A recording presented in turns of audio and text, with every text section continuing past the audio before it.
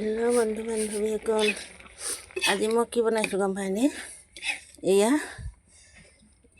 Scotch ওলকবি এনেকৈ মই খাৰ বনাইছোঁ মানে কাহে ধৰি আছে খাৰ খালে বোলে ভাল হয় সেইকাৰণে এনেদৰে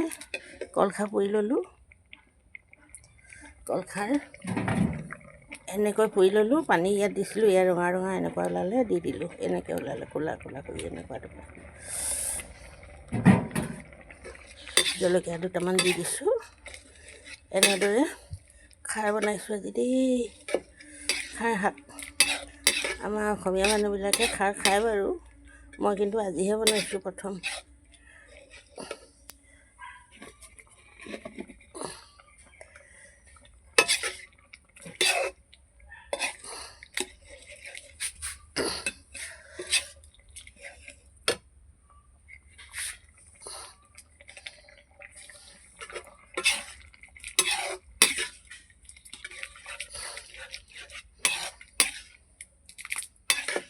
খাবলৈ কেনেকুৱা গম নাপাওঁ বনাইছোঁ আৰু দেই